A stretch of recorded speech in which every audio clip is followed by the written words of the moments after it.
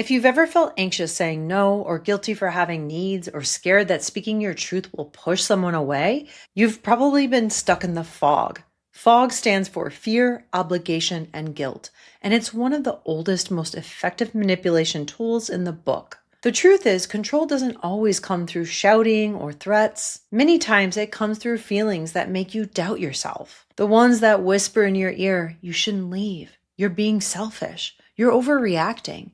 Maybe it really is your fault. It's a real psychological pattern, one that I've personally lived through myself and studied for many years. Hi, I'm Callie Sorensen. I have a master's in the psychology of coercive control, and I help people recognize manipulation, rebuild self-trust, and create relationships built on truth, not fear. So if fear, obligation, and guilt sound familiar, stay with me till the end, because once you can see the fog, you can walk right through it and find clarity on the other end. The term fog has been used to describe how toxic people keep you compliant, not with force, but through confusion. Three emotions that are normal on their own, but when they're manufactured, exaggerated, or weaponized, they become tools of control. It's how toxic people, abusive partners, cults, families, or systems keep good, kind, empathetic people stuck in the loop of compliance. And the hardest part, when you're in the fog, it feels like love, duty, or morality. That's what makes it so powerful and so dangerous. So let's start with fear. Fear says if you do this, something bad will happen. It's the threat of loss, whether that's the loss of love, safety, reputation, belonging, or connection. In relationships, it can sound like, if you leave me, I'll hurt myself. No one else will ever love you like I do. If you tell anyone, I'll ruin your life. Or the quieter version, a cold stare, a slammed door, or days of silence until you apologize for something you didn't even do. At work, if you speak up, you'll lose your job. Be careful. Management doesn't like people who complain. Or that warning look after someone else gets fired for speaking up. No words needed. In religious or spiritual groups, if you question us, you'll lose your salvation. Leaving means betraying God. If you doubt, you're opening the door to evil. Over time, that fear becomes internalized. You start policing yourself so they don't have to. You learn the rules without being told, and you follow them to avoid the punishment that might come. Overt fear is more obvious: yelling, threats, intimidation. Covert fear is subtle: cold stares, silence, withdrawal, or the constant tension that comes from not knowing what will set them off. You start anticipating punishment before it even happens, so you self-censor. And the internal cue to watch out for: if you find yourself shrinking your truth, avoiding conflict, or constantly scanning someone's mood to stay safe, you're not keeping the peace. You're experiencing coercion. Fear convinces you that safety only exists when the other person is calm or pleased. Next is obligation. Obligation says you owe me, emotionally, morally, or spiritually. It's the guilt trip disguised as duty, a debt that can never be fully repaid. For example, in relationships, after everything I've done for you, you promised to stand by me. If you really loved me, you'd do this for me. You're supposed to love me unconditionally. Or the more subtle version, it's fine, I'll figure it out myself, said in a tone that makes you feel like you failed them. In families, family comes first no matter what. You can't say no to your parents. We sacrificed everything for you, and this is how you repay us? You know how much we've done for you. It might sound like love, but it's really leverage. At work, we're a family here. Just this one more weekend. If you're really committed, you'll stay late. Or more subtly, you're the only one I can really count on. Overt obligation is direct, explicit guilt, pressure, or disappointment used to keep you compliant. Covert obligation hides under care or flattery. You're so good at this, no one else could do it like you. You're just so reliable, I knew that you'd come through. It might feel like praise, but it's actually emotional labor being conscripted. And the internal cue? If love, respect, or belonging starts to feel like something you have to earn by constantly giving, fixing, or proving, you're not in a healthy relationship. You're in a contract of control. Healthy connection is mutual and reciprocal.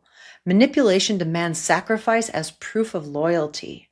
And then there's guilt, sometimes the heaviest of the three.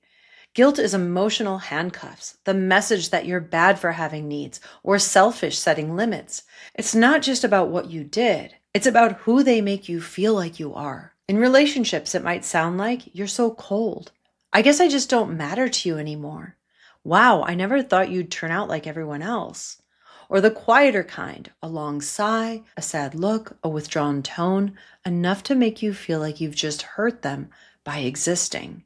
In families, we raised you, and this is the thanks we get? I guess you're too good for us now. You've changed. You used to care about family. I'm not angry. I'm just disappointed. In spiritual or community groups, if you really cared about the mission, you'd do more. God knows your heart. You're being selfish. If you leave, you're letting everyone down. Or the softer twist, we'll always love you even if you walk away. We just hope that you can live with that choice. At work, we believed in you, and now you're abandoning the team. We thought you were different, not like everyone else who quits or who can't handle it. After all the opportunities we gave you? Really? This can work especially well on empathetic people because you want to be good, kind, and fair. They weaponize that goodness against you.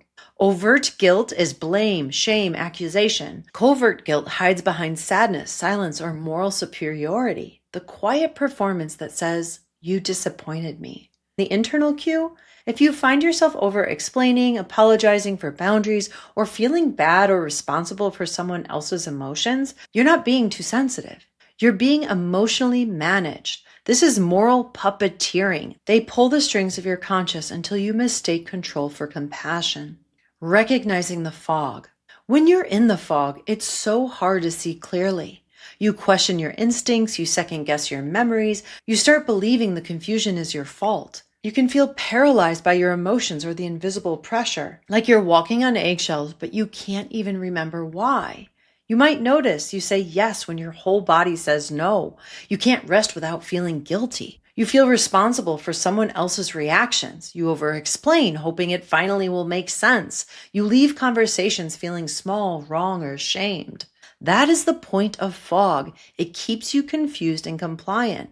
Because when you're busy trying to decode somebody else's behavior, you stop trusting your own. Fear keeps you quiet. Obligation keeps you giving. Guilt keeps you apologizing. And that's how control can hide in plain sight. But once you start recognizing it, you begin to see the pattern everywhere. And you realize the fear isn't yours, the guilt isn't yours, the obligation and debt is not real. It was manufactured to keep you lost in the fog so you'd never even notice the cage. How to step out of the fog. So how do you step out? Well, number one, you name it. The moment you become aware of the fog manipulation tactic, you can say it. This is fear. This is obligation. This is guilt. And you start to break the trance. Awareness and language can give your nervous system perspective. Number two, pause before reacting. You don't have to defend, explain, fix, or soothe their feelings. And number three, ask, who benefits if I feel this way? If the answer is always them, that's not empathy or a healthy connection. That is manipulation. And number four, reclaim your boundaries. Your peace is not up for negotiation. The opposite of fog isn't aggression, it's clarity. It's honoring your feelings, honoring your needs, remembering that your emotions are information and they hold wisdom and are pointing you to a deeper truth. And the moment you stop letting fear, obligation, and guilt steer your choices, you start living from freedom, truth, and integrity. And if you're ready to break this cycle for good, to rebuild your self-trust, to learn how to spot these patterns and build bulletproof boundaries, you don't have to figure this out alone. You can join me in my online program, Become Ungroomable, so no one can ever use fear, obligation, or guilt to control you again. Because the goal is not to never feel fear, obligation, or guilt again. It's to stop letting those feelings make your choices for you. Thanks for watching, and I look forward to seeing you in the next video.